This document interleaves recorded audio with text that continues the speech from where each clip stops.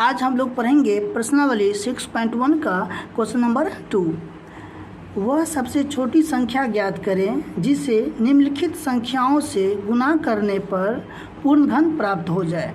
कह रहा है कि वह छोटी संख्या ज्ञात करें, वो कौन सी छोटी संख्या है जिसको इन सभी संख्याओं में गुना करेंगे तो ये पूर्ण घन प्राप्त हो जाएगा। यानी कि ये जो दिया हुआ है ये पूर्ण घन नहीं है। पूर्ण घन बनाने के लिए हमें वो संख्या ज्ञात करना होगा जिससे गुना करने पर ये पूर्ण घन बन जाएगा। ठीक है, तो अब लोग देखते हैं पहला क्वेश्चन कि क्वेश्चन नंबर 2 का पहला कितना है 320। अब 320 का क्या करेंगे, एलसीएम पहले ज्ञात कर लेंगे। 320 2 से लगाएंगे कितना हो जाएगा, 16 दूना 32, 160 हो जाएगा। फिर लगाएंगे 2 से 80 हो जाएगा, यहाँ फिर 40 हो जाएगा। फिर 2 से लगाएंगे 20 हो जाएगा, फिर 10 हो जाएगा, 2 पंचे 10 हो गया। ठीक है, फिर 5 एकान 5। ठीक है, तो अब क्या करेंगे, यहाँ लिख देंगे 320 बराबर 1 2 3। ठीक है, और यहाँ भी हो जाएगा। देखिए तो कितना गुना था, 2 जो है 3 बार है, फिर 2 3 बार है, 5 लेकिन एक ही बार है। ठीक है, तो लिखेंगे इसमें 5 3 के समूह में नहीं है। इसमें 5 3 के समूह में नहीं है। देखिए 2 3 के समूह में है, ये भी 2 3 के समूह में है, लेकिन 5 3 के समूह में नहीं है।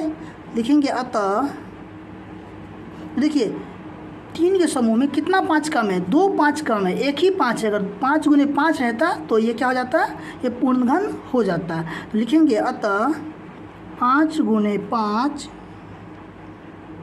से गुना करने पर 320 पूर्ण घन होगा।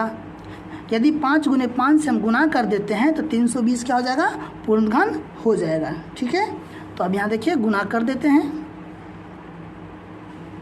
320 को 5 गुने 5 यानी कि 25 से गुना करेंगे, कितना हो जाएगा, ये हो जाएगा 8000। ठीक है, अब 8000 का पूर्ण घन अगर चेक करेंगे आप तो होगा 2 गुने 2 गुने 2, फिर 2 गुने 2 गुने 2, फिर हो जाएगा आपका 5 गुने 5 गुने 5। ठीक है, तो ये क्या हो गया, ये पूर्ण घन हो गया।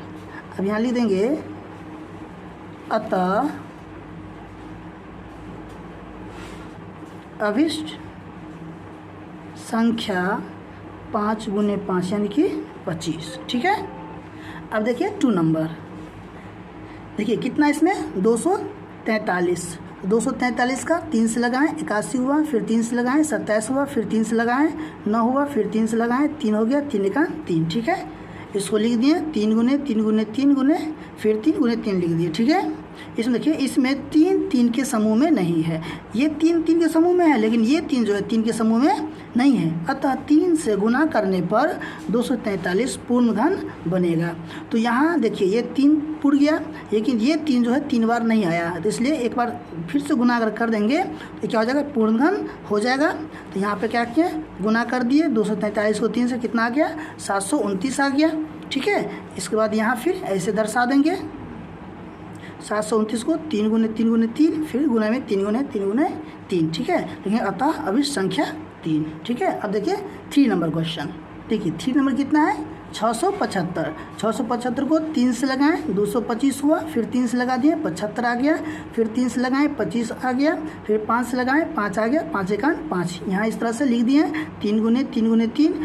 300 पूरा है, लेकिन 5 क्या है, 2 ही बार है, एक बार 5 घट रहा है। देखेंगे इसमें 5 3 के समूह में नहीं है।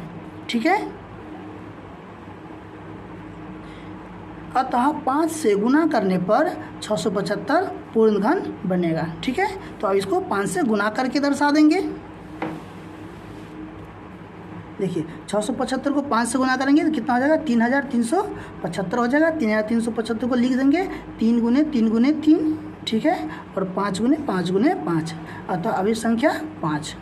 क्वेश्चन नंबर 3 भी हो गया। अब देखिए क्वेश्चन नंबर 4 कितना दिया हुआ है 432, ठीक है। 2 से लगाएंगे 216, फिर 2 से लगाएंगे 108, फिर 2 से लगा देंगे 54 हो जाएगा, फिर 2 से लगा दिए 27 हो गया, 3 से लगा दिए 9 हो गया, फिर 3 से लगा दिए 3, 3 एकान 3 हो गया, ठीक है। अब इस तरह से इसको लिख लिए, यहाँ देख लीजिए।